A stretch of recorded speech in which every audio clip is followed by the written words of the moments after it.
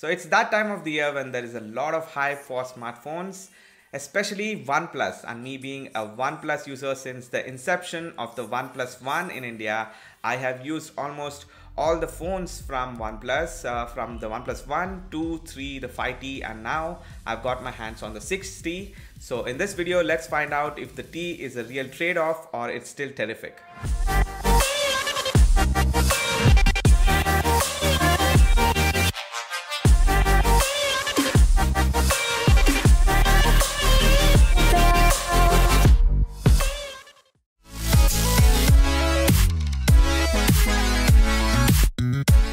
The OnePlus 6T comes in three variants. I have the mirror black variant, which comes with 128 gig storage coupled with 6 gigs of RAM. The box, as always, is a trademark OnePlus design, and inside the box you get the same OnePlus packaging experience. On top, the 6T with the pre-installed screen protector, and this time the quality is much better. Then there is also a short customized letter from OnePlus. Then you get the charger brick and the dash charge cable. You also get a Type-C to 3.5mm jack adapter, which is nice. Then you get this top box. Inside this you also get a SIM ejector tool and some manuals and stick-ons, which are a nice addition. You can stick them onto your laptops, and also a TPU case is provided. Now again, OnePlus is following this unique addition. You can use this to install an edge-to-edge tempered glass, which is kind of cool. If you want to check out some case reviews and giveaways, click the top right links. Let's move on now. I'm going to skip the detailed specs part as there are plenty of videos out there. So let's talk about the terrific things I've noticed. First is the price tag.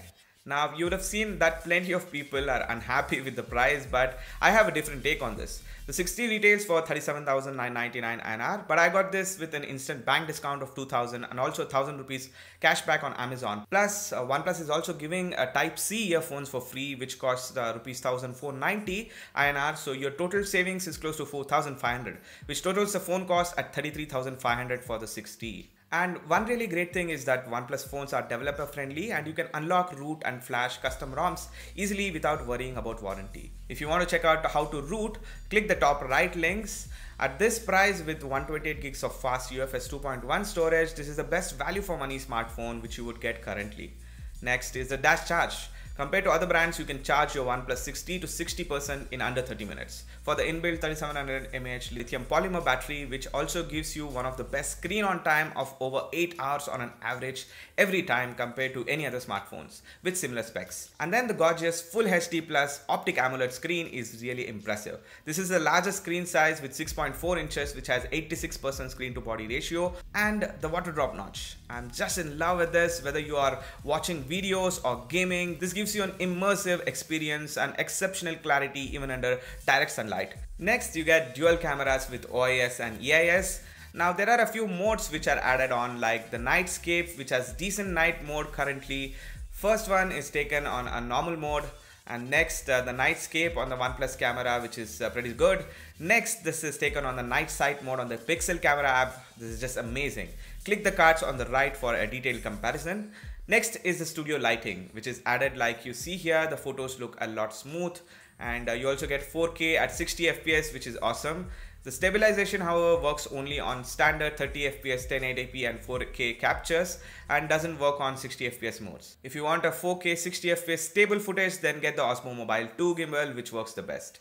Next, you also get 720p 480 FPS and 1080p 240 FPS slow motion video recording. This is again a very handy feature to shoot some amazing shots. Now with improvements in the software, I'm sure all these modes will get much better in a few months. I'll leave some photos and videos from the different settings in the link so that you can check and see for yourself. And then the software. The Oxygen OS. It's by far the best OS, even better than stock Android with its snappy experience and all the cool features under the hood.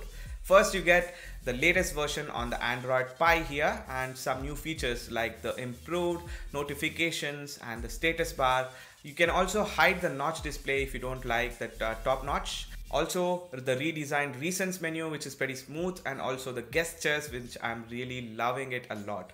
You get three options in the settings to keep the navigation bar completely, or just the back and home, and this full screen navigation gestures. I like the back and home, which is basically a hybrid version of the button and the navigation, which is really intuitive and nicely done. And the best part is it works extremely well without any hiccups. You can check out all other Oxygen OS features from the links in the description or in the cards. And on unlock, you also get something called a quick launch, where you can instantly launch your camera, Google Assistant, or other actions right from the lock screen, which is a nice addition. And now let's take a look at some of the trade-offs. First, the headphone jack removal. For many, this is one of the deal breakers, but guys, in the last 1 year of using my 5T, the only time I have used personally wired earphones is when I'm riding a bike, and rest of the time I have always listened through one of the Bluetooth earphones or headphones that I have. For me personally, after the 10 days of use, I really did not miss it so much to call it a deal breaker, and even if I wanted, there is an adapter provided which I can use. Next so-called trade-off is the fingerprint scanner for many, but not for me. I always love to have the fingerprint scanner on the front of the screen, but in the last few iterations, it was shifted to the back. Most of the times I unlock my phone using the face unlock, which is still decently secure, and it is so fast that it's even better than the fingerprint scanner. And I tried showing photos and videos from other devices, but it did not fall for it. It even works in the dark just with the assistive lighting enabled. The fingerprint scanner is not slow by any means. There are a few who say that it's a hit or a miss, but looking at the videos, they are not hitting the right spot. If you scan your fingers properly, and within a few days you will get used to the location of the scanner, and you will not find it difficult.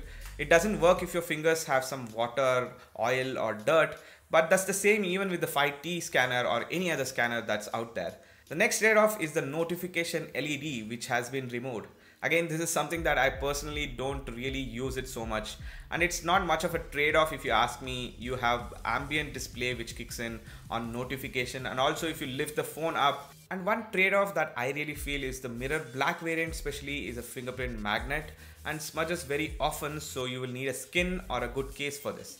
This also comes with Bluetooth 5, NFC, everyday water resistance, so light rain or water splashes are fine, and Gorilla Glass 6 and the largest available network bands on a phone for connectivity in any part of the world. If you already have the Oneplus 6, however, I would not recommend this, but if you are upgrading from the 5T, 3 to 1, or even looking for a smartphone at this price point, you will not get a better value elsewhere. So what do you guys think about the 6T? Tell me in the comments sections below, and I'll be covering more videos on the protection and also ROM reviews and also a lot of giveaways, so stay tuned and like this video if you like the content. Until next time, this is Bharat, and talk to you guys in the next one.